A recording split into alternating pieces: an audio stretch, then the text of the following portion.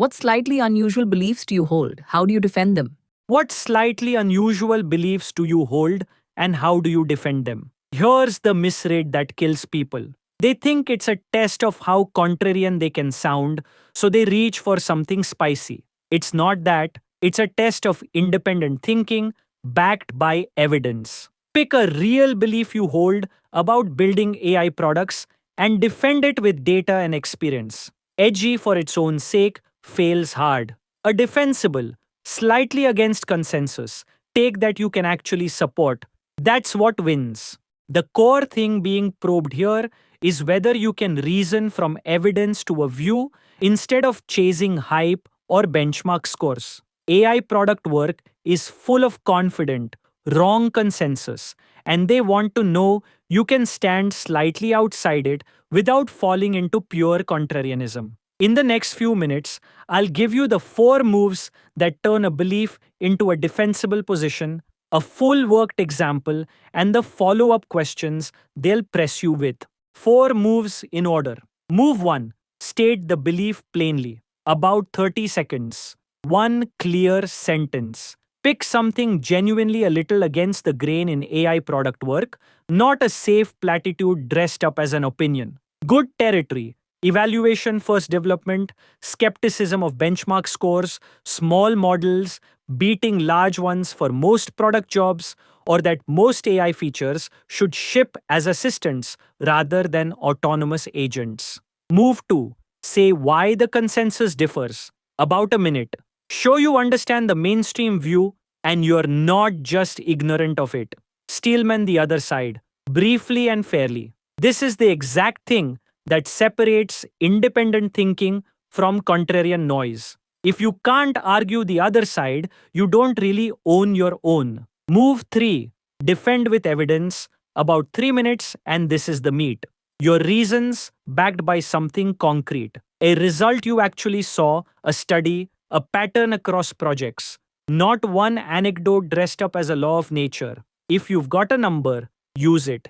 And if you've changed your mind on this before, say what evidence moved you, because that's the sound of someone who reasons rather than recites.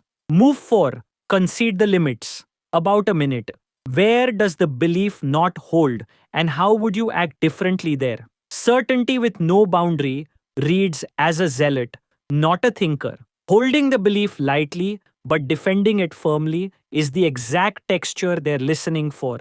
Here's the whole thing joined up. A belief I hold that's a little against the grain. For most product features, a properly evaluated small or medium size model beats reaching for the largest frontier model, and teams default to the big model far too fast. The consensus, and I get it, is that the strongest model gives the best experience, so you should just start there. I genuinely understand why. It usually does score highest on the benchmarks, and nobody ever got fired for picking the biggest model. It's the safe call. But my reasons come from actually shipping. On 3 separate features, once I built a real golden set and measured on the actual task, a medium-sized model with good retrieval and a tight prompt matched the frontier model within a couple of points of accuracy, at roughly a fifth of the cost and half the latency. And here's the bit that mattered. Latency moved adoption more than the last 2 points of quality ever did. Faster answers got used more. The pattern I keep seeing is that teams pick the model by benchmark reputation, not by measuring on their own task, so they overpay for capability the task never actually uses. Now, what would change my mind, and does, on specific features, genuinely hard reasoning, long context synthesis, or open-ended creative generation? There, I've measured the big model pull clearly ahead and I pay for it happily. So the belief is really measure on your own task before you pick. The default should be the smaller model until the eval says otherwise, not the other way around. See how that lands? It's a real position. The other side is steel-manned, there's a number, and there's a clear boundary where he flips. That's a thinker, not a contrarian. If you want a second belief in your pocket, here's another defensible one. Most AI features should ship as assistants, not autonomous agents. The consensus right now is racing towards full autonomy. The steelman. Autonomy removes friction and does the whole job. The evidence? On the tasks I've shipped, a human confirmation design kept trust high, while an automatic action design generated a wrong action the first week and cost us a customer. The boundary. For cheap, reversible, high volume actions, let it run autonomously.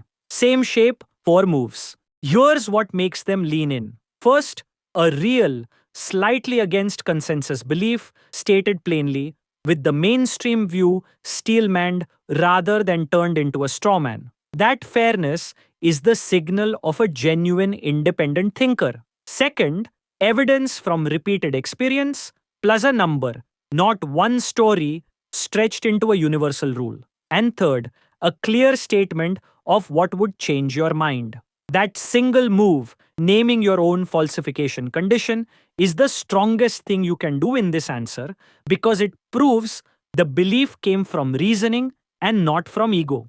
Now, the ways people sink this. The first is contrarian theater, a spicy take with no evidence, picked purely to sound edgy. They'll ask for your reasons, and there'll be nothing there. The second trap is the opposite, a safe, bland statement everyone already agrees with, which dodges the question entirely and reads as playing it safe. And the third is total certainty with no boundary, which comes across as dogma, not thought. Expect them to push. They'll steelman the other side back at you, hard, to see if you crumble or engage. Don't dig in and don't fold. Engage with the specific point, and where they've got you, concede it cleanly. That's fair. And that's exactly the case where I'd pick the big model.